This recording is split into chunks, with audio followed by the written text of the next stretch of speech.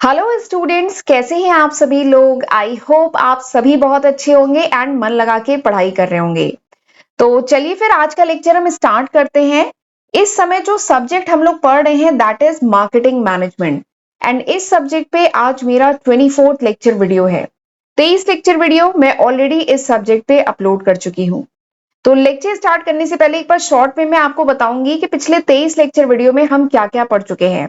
तो स्क्रीन पे ये जो सारे टॉपिक आपको दिख रहे हैं ये बहुत डिटेल में मैं पिछले 23 लेक्चर वीडियो में डिस्कस कर चुकी हूँ। ठीक है, एक बार वीडियो को पॉज करके ये सारे टॉपिक देख लीजिएगा। तो अगर ये टॉपिक आपको पढ़ने हैं तो पिछले 23 लेक्चर वीडियो आप रेफर कर सकते हैं, राइट। एंड इस समय हम लोग जो टॉपिक पढ़ रहे हैं दैट इज प्राइसिंग। ये जो टॉपिक है प्राइसिंग का, प्राइसिंग ऑफ प्रोडक्ट या सर्विस की जो प्राइसिंग होती है वो टॉपिक इस समय हम लोग डिस्कस कर रहे हैं। एंड पिछले लेक्चर में मैंने आपको बताया था कि there are 6 steps in the pricing process.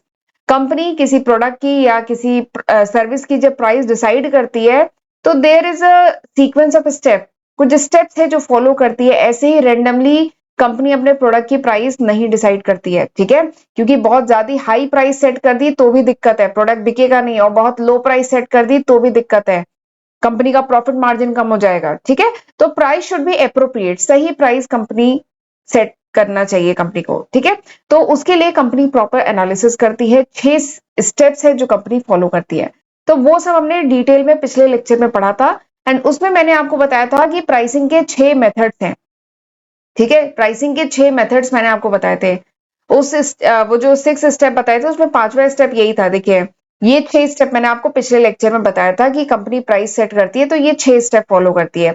सबसे पहले प्राइसिंग का ऑब्जेक्टिव सेट करती है, डिमांड को डिटरमाइन करती है, कॉस्ट को एस्टिमेट करती है, फिर कॉम्पिटिटर का जो कॉस्ट है, प्राइस है, ऑफर है उससे कंपेयर करती है एंड उसके बाद कंपनी के सामने 6 प्राइसिंग के मेथड है उनको यूज करती है एंड फाइनली प्राइस सेट करती है, फाइनल प्राइस डिसाइड करती है। तो ये 6 स्टेप कंपनी फॉलो करती है। तो इसमें जो 5वां स्टेप है ना, प्राइसिंग मेथड, तो मैंने आपको लास्ट लेक्चर में ही बताया था कि कितने प्राइसिंग मेथड है, 6 प्राइसिंग मेथड है। ठीक है, एंड उनके बारे में आज हमें डिटेल में, आज के वीडियो में हम इन 6 प्राइसिंग मेथड्स को डिटेल में पढ़ेंगे। ठीक है, ये जो 5वां स्टेप है ना प्राइसिंग मेथड्स, तो इसमें हमारे पास 6 प्राइसिंग मेथड्स है। There are 6 price setting method available. 6 price setting method हमारे पास अवेलेबल है, तो इन्हीं को आज के वीडियो में हम डिटेल में पढ़ेंगे, राइट। कौन कौन से मेथड्स हैं? पहला है मार्कअप प्राइसिंग, दूसरा है टारगेट रिटर्न प्राइसिंग, तीसरा है परसीव्ड वैल्यू प्राइसिंग, अगला है वैल्यू प्राइसिंग, नेक्स्ट है गोइंग रेट प्राइसिंग, अगला है ऑक्शन टाइप प्राइसिंग। तो ये 6 प्राइसिंग के मेथड है जिनको आज के वीडियो में हम डिटेल में पढ़ेंगे। तो चलिए फिर टाइम नहीं वेस्ट करते हैं, जल्दी से हम आज का लेक्चर स्टार्ट करते हैं। तो सबसे पहला जो मेथड है प्राइसिंग का that is markup pricing. Markup pricing, तो बात करूं कि मार्कअप प्राइसिंग जो है ना सबसे फंडामेंटल, सबसे एलिमेंट्री जो प्राइसिंग का मेथड है ना वो यही है मार्कअप प्राइसिंग। देखिए, नाम से ही समझ में आ रहा है मार्कअप यानी आपकी बेसिक कॉस्ट। अगर कोई प्रोडक्ट या कोई सर्विस डिलीवर कर रहे हैं तो उसमें आपकी कुछ बेसिक कॉस्ट आ रही होगी, इस कॉस्ट में आप क्या ऐड करते हैं? मार्कअप, यानी एक स्टैंडर्ड अपना मार्जिन ऐड करते हैं। ठीक है, आप इसमें मार्कअप ऐड करते हैं, एक स्टैंडर्ड मार्कअप ऐड करते हैं और फिर उसको सम करते हैं तो आपकी आ जाती है प्राइस। यही सिंपल लॉजिक है इस मेथड का। जैसे सपोज करिए मैं कोई प्रोडक्ट बना रही हूँ और इसमें मुझे प्रोडक्ट को बनाने में खर्चा आ रहा है 100 रुपए का, और मैंने जो स्टैंडर्ड जो मार्कअप लिया है वो मैंने शायद 50% का लिया है। ठीक है, तो यानी मेरा अगर 100 रुपए खर्चा आ रहा है इस प्रोडक्ट को बनाने में तो इसमें स्टैंडर्ड मार्कअप मैं 50 रुपीज ऐड करूंगी, यानी इस प्रोडक्ट को मैं कितने पे बेचूंगी? 150 पे बेचूंगी। ठीक है, तो यही है मार्कअप प्राइसिंग। ठीक है, this is the simple concept of markup pricing और ये सबसे एलिमेंट्री या फंडामेंटल प्राइसिंग मेथड है। देखिए मैंने लिखा है इसमें इसमें क्या किया जाता है? ऐड किया जाता है एक standard markup to the product cost. ये जो प्रोडक्ट की कॉस्ट है उसमें आप एक स्टैंडर्ड मार्कअप ऐड करते हैं एंड फिर वहां से निकल के आती है आपकी price. This is called markup pricing. ठीक है, जनरली जो कंस्ट्रक्शन कंपनीज होती हैं वो बिड सबमिट करती है ना, या जो कॉन्ट्रैक्टर्स होते हैं वो बिड सबमिट करते हैं ना, तो वो यही मेथड यूज करते हैं, मार्कअप प्राइसिंग मेथड यूज करते हैं। जो सपोज करिए रोड कंस्ट्रक्शन का कुछ कॉन्ट्रैक्ट निकला है, ठीक है, तो जो कॉन्ट्रैक्टर्स होते हैं वो क्या करेंगे? वो सबसे पहले कैलकुलेट करेंगे कि उन्हें उस रोड को कंस्ट्रक्ट करने में कितना क्या आ रहा है, खर्चा, कॉस्ट कितनी आ रही है। फिर इसमें ये अपना मार्कअप ऐड करेंगे कि इन्हें कितना प्रॉफिट मार्जिन चाहिए, ठीक है, मार्कअप ऐड करेंगे एंड फिर उसके बेसिस पे जो प्राइस निकल के आएगी वो बिड लगाएंगे उतने पे, ठीक है। तो दिस इज मार्कअप प्राइसिंग। और एक बात कहें, ये जो मार्कअप प्राइसिंग मेथड है ये बहुत पॉपुलर है, बहुत पॉपुलर है। क्यों? इसके 3 कारण है। सबसे पहला कारण इसके पॉपुलर होने का ये है, अच्छा, मार्कअप प्राइसिंग को कॉस्ट प्लस प्राइसिंग मेथड भी कहते हैं, कॉस्ट प्लस प्राइसिंग मेथड भी कहते हैं। क्यों? क्योंकि इसमें क्या हो रहा है, इसमें हम कॉस्ट में कुछ प्लस कर रहे हैं ना, क्या प्लस कर रहे हैं, प्रॉफिट मार्जिन प्लस कर रहे हैं, ठीक है। तो इसीलिए इसे कॉस्ट प्लस प्राइसिंग मेथड भी कहते हैं। और ये मेथड पॉपुलर क्यों है? क्योंकि ये फेयर मेथड है ना। देखिए, जो भी काम कर रहा है, जो भी कॉन्ट्रैक्टर है, सप्लायर है, जो भी काम कर रहा है, उसका भी तो कुछ खर्चा आ रहा है ना, तो उसकी कॉस्ट आ रही है एंड वो काम कर रहा है प्रॉफिट के लिए, तो इस कॉस्ट में उसने प्रॉफिट ऐड किया और वहां से निकल के आई प्राइस। तो इसमें कुछ भी गलत नहीं है, ये फेयर है, बायर और सेलर दोनों के लिए फेयर है, ठीक है। तो इसीलिए ये मेथड बहुत पॉपुलर है। तो इसका सबसे पहला रीजन क्या है पॉपुलर होने का, कि ये फेयर मेथड है, ठीक। दूसरा रीजन क्या है इसके पॉपुलर होने का, कि कॉस्ट को डिटरमाइन करना आसान है। हमने कॉस्ट अकाउंटिंग, एक सब्जेक्ट है कॉस्ट अकाउंटिंग का, ये आपने डिटेल में पढ़ा होगा।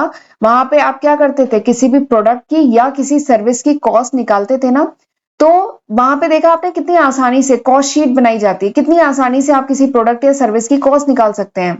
तो कॉस्ट अगर निकाल लिया तो इसमें अपना प्रॉफिट मार्जिन ऐड करो और वहां से निकल के आ जाएगी प्राइस। तो ये आसान भी है, ये जो मेथड है ना प्राइसिंग मेथड, ये आसान भी है कैलकुलेट करना, इसलिए भी ये काफी पॉपुलर है। एंड तीसरा ये है कि इससे क्या हो रहा है, इससे जितने भी कह लीजिए उस इंडस्ट्री की जितनी भी फर्म्स है ना, उन सबकी प्राइस ऑलमोस्ट आसपास ही होगी।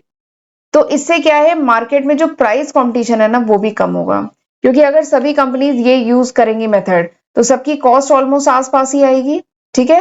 प्लस सबका प्रॉफिट मार्जिन भी ऑलमोस्ट आसपास ही होता है, ठीक है, थोड़ा सा वेरी करेगा। तो यानी सबकी जो प्राइस निकल के आएगी ना वो नियर बाई होगी। तो इससे क्या है, प्राइस कंपटीशन मार्केट में कम होगा, ठीक है। तो ये 3 रीजन है जिसकी वजह से ये जो मेथड है मार्कअप प्राइसिंग मेथड, ये काफी पॉपुलर है, राइट। चलिए आगे बढ़ते हैं। अब मैं आपको बताती हूँ दूसरा जो मेथड है प्राइसिंग का, that is target return pricing. ये क्या होता है टारगेट रिटर्न प्राइसिंग? देखिए, टारगेट रिटर्न नाम से ही समझ में आ रहा है, टारगेट रिटर्न यानी कंपनी, इस प्राइसिंग मेथड में क्या होता है, कंपनी ने सपोज करिए जितना भी इन्वेस्टमेंट किया है, कंपनी ने 1 लाख का सपोज करिए किसी बिजनेस में इन्वेस्टमेंट किया है, तो यहाँ पे कंपनी का टारगेट होता है कि हमें इतना रिटर्न चाहिए, ठीक है। तो उसके हिसाब से कंपनी प्राइसिंग करती है, इसीलिए नाम क्या है, टारगेट रिटर्न प्राइसिंग। कंपनी का टारगेट होता है कि भाई हमें इतना % रिटर्न चाहिए, उसके हिसाब से कंपनी प्राइसिंग करती है।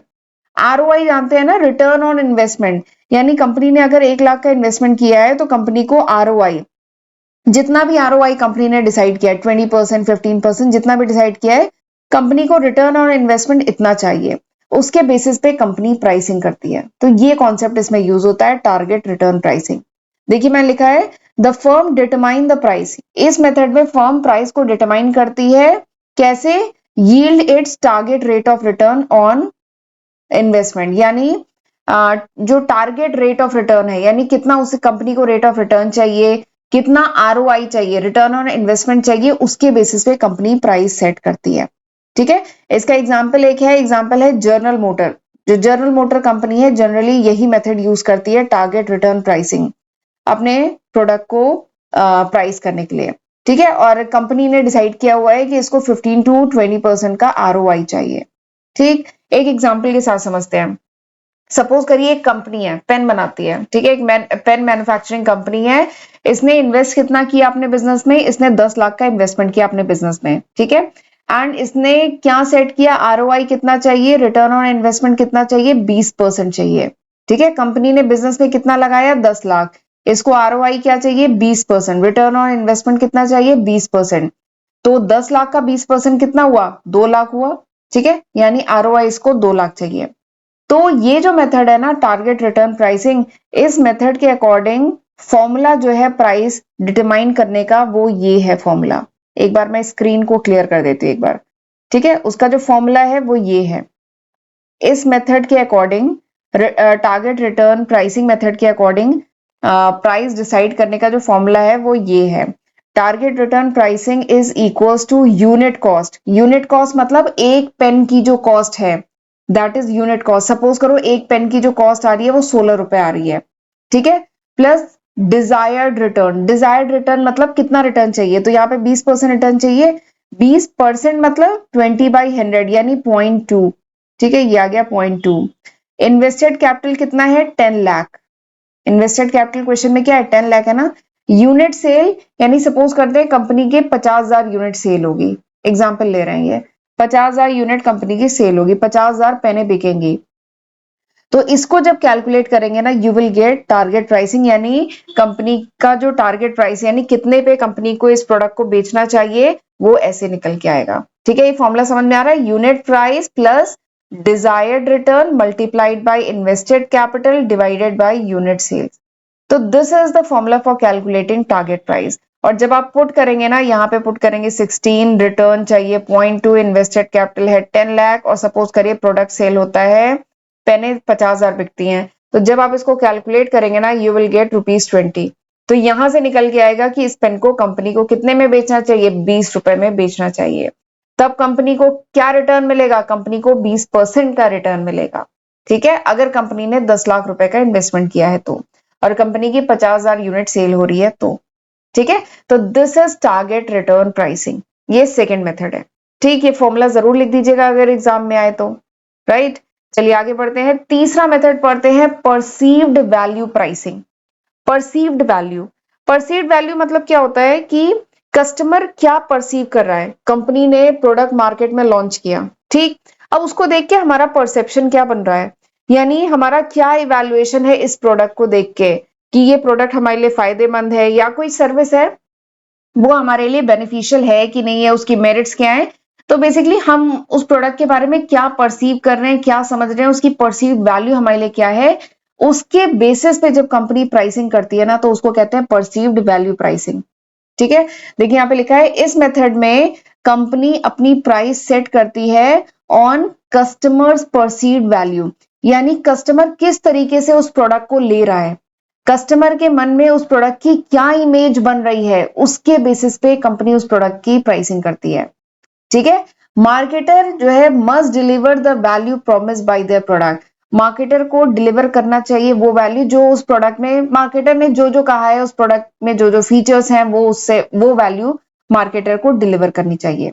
ठीक है, और एक और बात है कि परसीव वैल्यू जो प्राइसिंग मेथड है, इसमें देखिए कंपनी, देखिए परसीव वैल्यू यानी हम जो कस्टमर हैं किसी प्रोडक्ट के बारे में इमेज या कोई वैल्यू परसीव कब करेंगे, जब कंपनी एडवर्टाइजमेंट के थ्रू या सेल्स फोर्स के थ्रू, ठीक है, या कोई दूसरे चैनल, एडवर्टाइजमेंट के भी कई तरीके हैं, इन सब के थ्रू जो कंपनी है वो एक वैल्यू क्रिएट करने की कोशिश करेगी in the mind of buyer, यानी हमारे मन में उस प्रोडक्ट की एक इमेज बिल्डअप करने की कोशिश करेगी through advertisement, through sales force. तब इन सब को यूज करके मतलब जो कंपनी है हमारे मन में एक प्रोडक्ट के बारे में इमेज डेवलप करती है।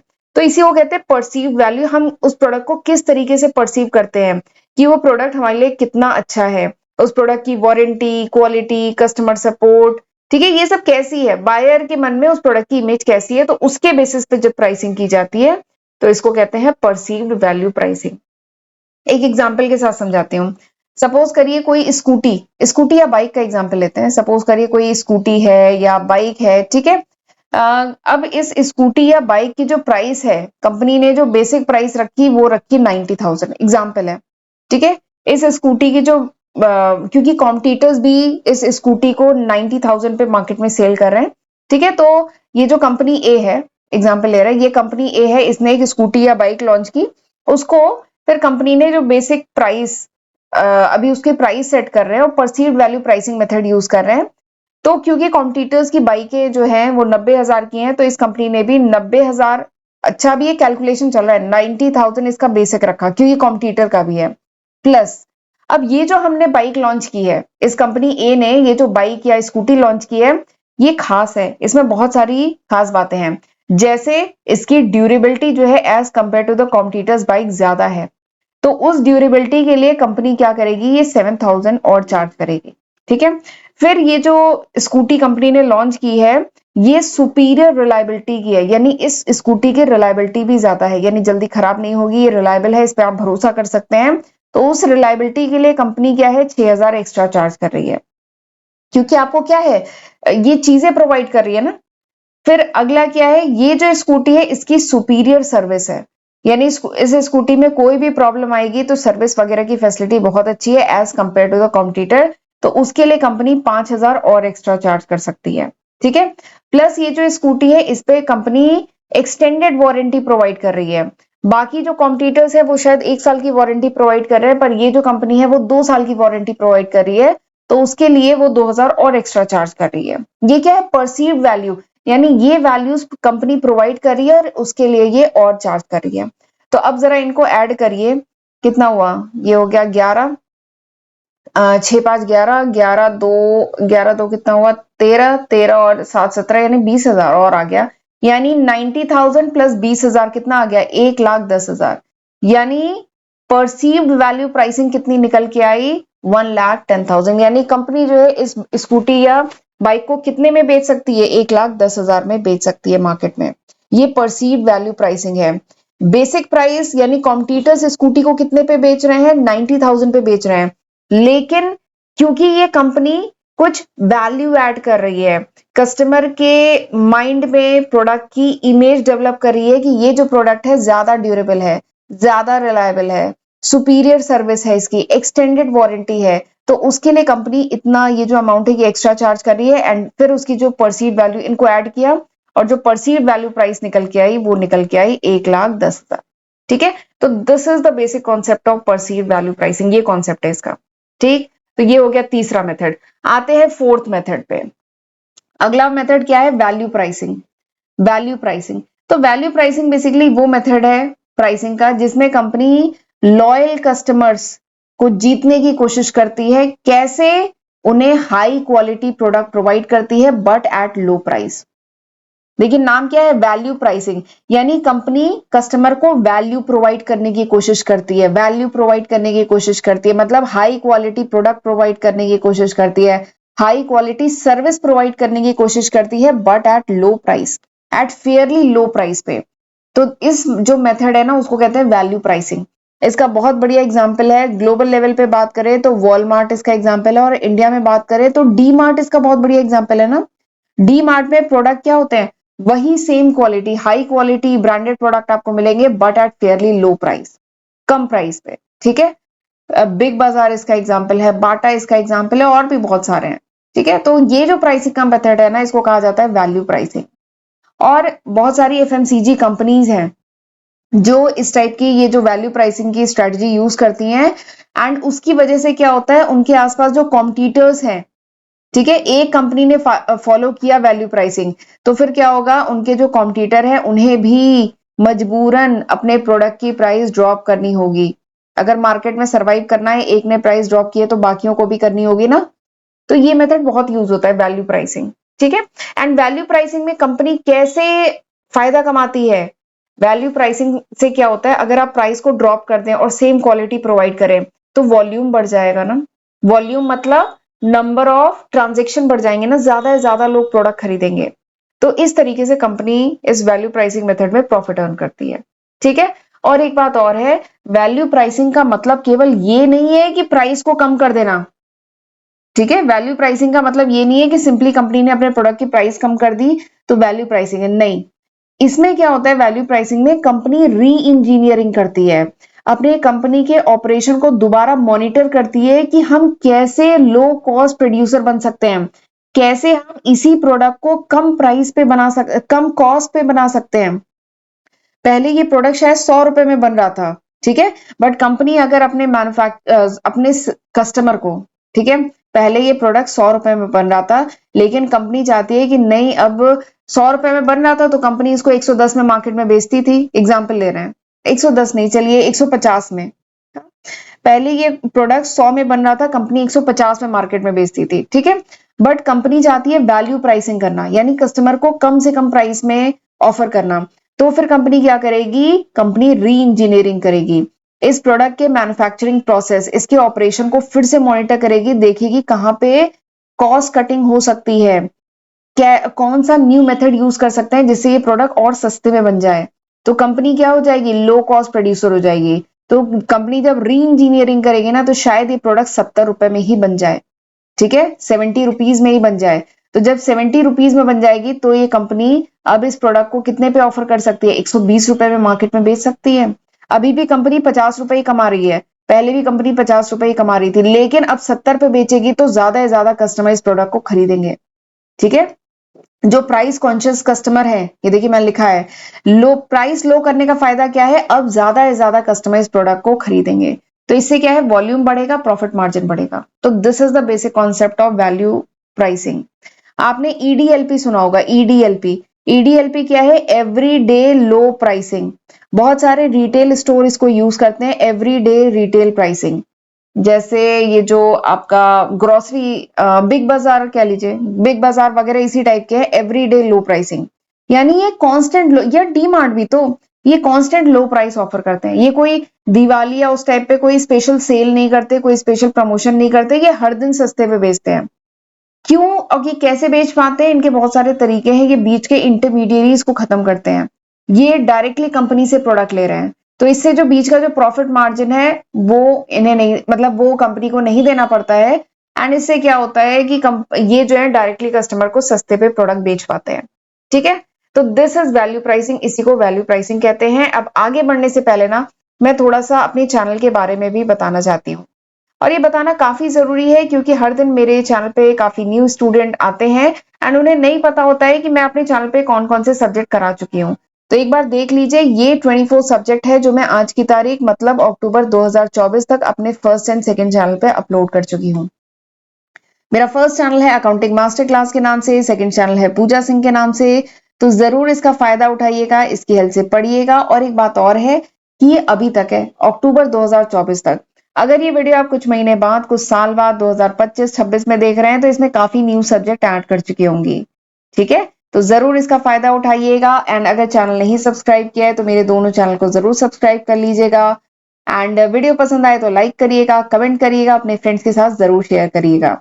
एंड अगर आपको कोई गाइडेंस चाहिए, कंसल्टेशन चाहिए, तो आप मुझसे 1-to-1 इंटरेक्ट कर सकते हैं वीडियो कॉल पे। इसकी डिटेलिंग आपको कमेंट सेक्शन में मिल जाएगी एंड डिस्क्रिप्शन में मिल जाएगी, ठीक है। एंड नोट्स चाहिए, then you can download my application from Google Play Store. आप गूगल प्ले स्टोर से मेरी एप्लीकेशन डाउनलोड कर सकते हैं, राइट। चलिए आगे बढ़ते हैं। अब अगला जो पांचवा मेथड है प्राइसिंग का, that is going rate pricing. Going rate pricing. तो ये जो गोइंग रेट प्राइसिंग है, ये तो नाम से ही समझ में आ रहा है। गोइंग रेट यानी जैसा चल रहा है मार्केट में, जिस रेट पे कॉम्पिटिटर्स प्रोडक्ट बेच रहे हैं, हम भी उसी रेट पे बेचेंगे, that is going rate pricing. तो ये जो प्राइसिंग मेथड है ना, इसमें फर्म अपनी प्राइस सेट करती है largely on the basis of competitors price. यानी जो बाकी कॉम्पिटिटर्स हैं जितने पे सामान बेच रहे हैं, हम भी उतने पे ही बेचेंगे, ठीक है। That is going rate pricing. इसमें क्या है, एक बात है इसमें कि फर्म जो है थोड़ा सा हायर या थोड़ा सा कम या सेम प्राइस भी चार्ज कर सकती है, ठीक है। बट नॉर्मली क्या है, जितने पे कॉम्पिटिटर बेच रहे हैं उतने पे हम भी बेचेंगे, that is going rate pricing, ठीक। इसमें क्या होता है, जो छोटी कंपनियां होती हैं वो फॉलो करती हैं लीडर को। यानी उस इंडस्ट्री की जो बड़ी बड़ी कंपनी है, वो जो प्राइस चार्ज कर रही है ना, वही प्राइस पर स्मॉलर कंपनीज भी चार्ज करती हैं। स्मॉलर कंपनीज ये नहीं देखती कि उनके प्रोडक्ट की डिमांड क्या है या उनकी कॉस्ट कितनी आ रही है, वो सिंपली जो लीडर जो चार्ज कर रहा है वही वो भी कंपनी चार्ज करती है, ठीक है। तो ये है गोइंग रेट प्राइसिंग।